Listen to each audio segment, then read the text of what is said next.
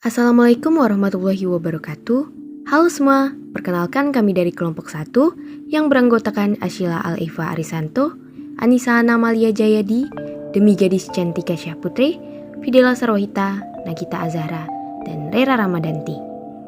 Di video kali ini, kami akan membahas materi manusia purba. Sebelum masuk ke materinya, ada yang sudah tahu belum apa sih manusia purba itu? Manusia purba atau disebut juga dengan prehistoric people adalah jenis manusia yang hidup jauh sebelum ditemukannya tulisan. Manusia purba diyakini telah mendiami bumi sejak sekitar 4 juta tahun yang lalu. Namun demikian, para ahli sejarah meyakini bahwa jenis manusia pertama telah ada di muka bumi ini sekitar 2 juta tahun yang lalu. Karena lamanya waktu, sisa-sisa manusia purba sudah membatu atau berubah menjadi fosil. Oleh karena itu, manusia purba juga sering disebut manusia fosil. Manusia purba telah hidup pada zaman dulu dan belum mengenal tulisan, dan hidup dengan cara yang sangat sederhana, yakni masih sangat bergantung pada alam sekitarnya. Para ilmuwan sejarah di seluruh dunia kebanyakan memakai teori evolusi kera atau yang dikenal dengan teori Australopithecus yang sudah punah sebagai ras nenek moyang manusia. Tahun 60.000 hingga 50.000 sebelum Masehi, diketahui bahwa manusia purba melakukan pergerakan dari Afrika Tengah ke Afrika Selatan. Sebelum akhirnya di tahun 50.000 hingga 45.000 sebelum Masehi, mulai menyebar luas lagi ke Arab, India, dan Indonesia. Dari sini mereka lalu mencapai Australia, Jepang, Cina, Alaska, hingga Amerika Utara. Mereka yang berasal dari Arab mencapai Afrika Utara dan Mediterania, dan dipercaya sebagai asal bangsa Yunani kuno. Mereka yang berada di Vietnam juga bergerak ke Cina Timur dan yang berasal dari Thailand menyebar ke Indonesia dan Pasifik. Manusia purba terbagi menjadi beberapa jenis. Yang pertama yaitu Meganthropus. Meganthropus adalah salah satu fosil manusia bertubuh besar serta paling tua di Pulau Jawa. Fosil ini pertama kali ditemukan oleh G.H.R. von Koenigswald pada tahun 1936 dan berakhir 1941 di situs Sangiran. Penemuan fosil tidak ditemukan dalam keadaan lengkap. Penemuan fosil yang ditemukan yaitu bagian tengkorak, rahang bawah, dan gigi-gigi yang lepas.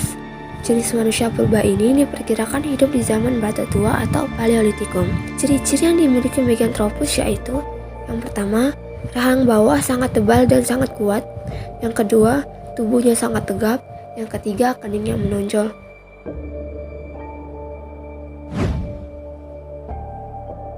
Pithecanthropus adalah manusia kera yang berjalan tegak dan lurus. Fosil ini ditemukan oleh Eugene Du Bois pada tahun 1890 di Trinil, tepi sungai Bengawan Solo, Ngawi, Jawa Timur. Saat ditemukan, fosil ini diperkirakan berusia antara 700.000 hingga 1 juta tahun. Ciri-ciri yang dimilikinya yaitu volume otak 750 sampai 1350 cc, tingginya sekitar 155 sampai 180 cm, rahang gigi dan geraham yang kuat. Pithecanthropus terbagi lagi menjadi dua jenis, yaitu Pithecanthropus erectus dan Pithecanthropus mojokertonensis.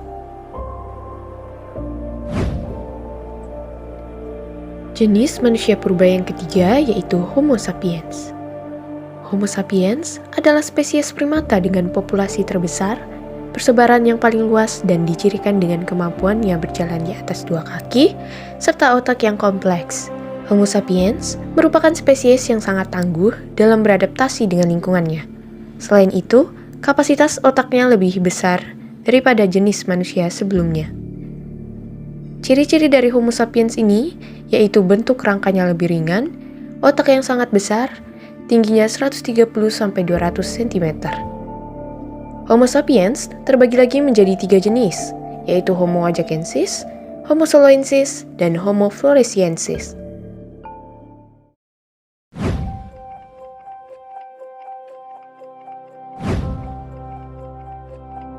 Hasil kebudayaannya terdiri dari pahat genggam, kapak perimbas, dan kapak genggam.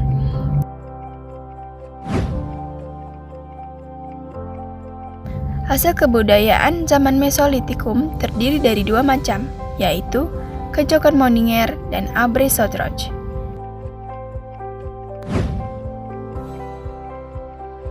Hasil kebudayaannya terdiri dari kapak lonjong, kapak persegi, mata panah, perhiasan seperti gelang, alat pemukul kulit kayu, pakaian dari kulit kayu, dan tembikar.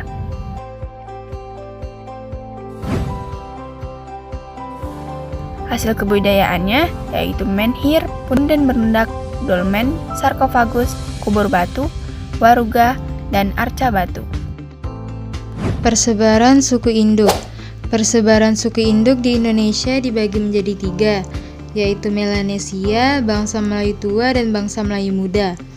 Melanesia berasal dari bahasa Yunani yaitu Pulau Hitam, yang artinya deretan pulau yang berjejer dari wilayah Papua sampai dengan Pasifik Barat. Umumnya kelompok ras ini memiliki kulit berwarna gelap, rambut yang bertekstur kering, struktur tulang dan badan yang besar. Bangsa Melayu muda atau Deutero Melayu.